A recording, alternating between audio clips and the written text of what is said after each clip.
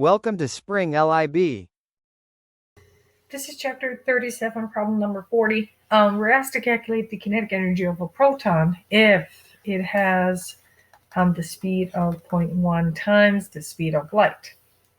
So, straightforward enough, right? We need to remember the kinetic energy formula, the relativistic one. It's going to be our gamma factor minus 1 times mc squared.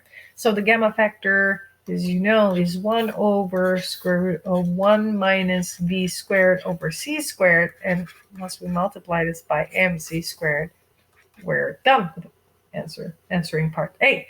So here the v is 0.1 c. If you plug that in, m is going to be 1.67, right? This is the proton, 1.67 times 10 to the power negative 27 kilograms.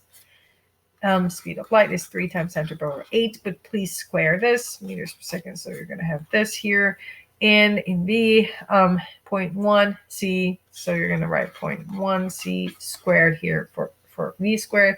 As you know, still another c squared here in denominator. When you do this algebra, you're going to find the kinetic energy to be 7.57 times 10 to the power negative 13 joules.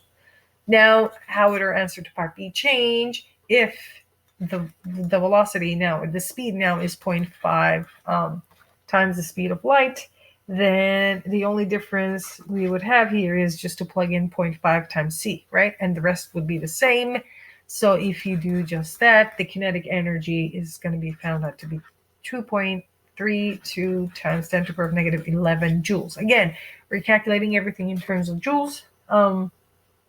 So for part C, we are asked what would the kinetic energy be if the velocity is now 0.9 times c. Again, now this would 0.1 c, convert that, change that to 0.9 c. The rest is going to remain the same. So the kinetic energy after you do the algebra here is going to be 1.94 times 10 to the power negative 10 joules.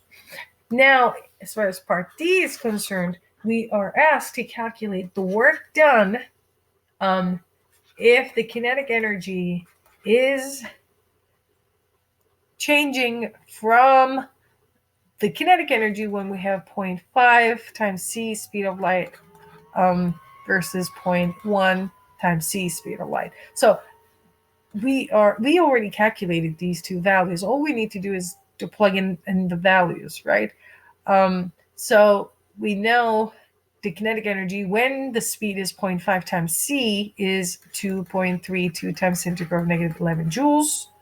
This is the answer to part B, right? Minus the answer to part A, basically 7.57 times 10 to the power negative 13 joules. This would give us 2.24 times 10 to the power negative 11 joules. Now in part E, we were asked to calculate the work done if the speed now is changed from 0.9 c to 0.5 c.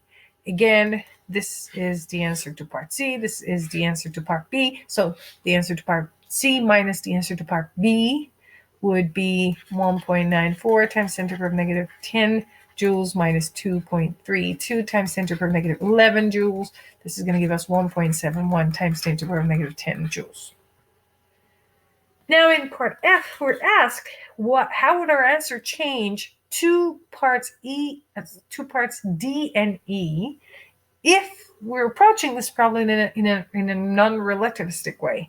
So then if it's non-relativistic way, then our delta K is final minus initial, right? If we're talking about what happened in part D, the speed was going from 0.5 c to 0.1 c, then the equations are really different now, right? So the final kinetic energy is going to be 1/2 mv final squared minus 1/2 mv initial squared.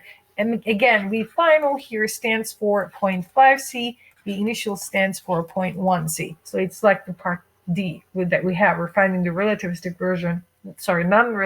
version of the part D. Now, since we have 1/2 m coming in both terms, then we can group v final squared minus v initial squared, right? And then all we need to do is 1/2 m. Instead of final, we put 0.5 times c squared minus 0.1 times c squared. You have c squareds in both terms. You can take that out. 1/2 mc squared. Then it's going to be 0.5 squared minus 0.1 squared and big parentheses here. Now, then the answer to this, let's go on a new page. Then to answer to part F is going to be work done non-relativistically 0.81 times 10 to the power negative 11 joules. Again, this is non-relativistic. Now let's look at the relativistic answer, which I referred to as part D, right?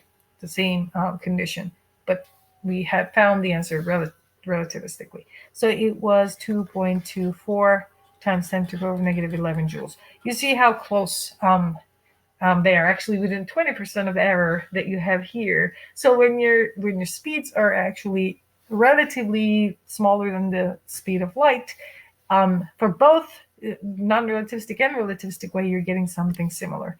Now let's look at what happens as the speeds go towards the speed of light, meaning, we have, remember in part E, we had the final to be 0.9, the initial to be 0.5. See, now we're looking at the work done non-relativistically. Then it's going to be, again, k final minus k initial. Remember our formula. So then it's going to be 1/2 mc squared, 0.9 squared minus 0.5 squared, right? So then from here, we're going to find the work done to be 4.21 times 10 to the power negative 11 joules. Again, let's remember what we found in part E, which is the relativistic approach. We had found that to be 1.71 times 10 to the power negative 10 joules. You see the discrepancy here. The answers are way off as you deal with speeds that are closer to the speed of light.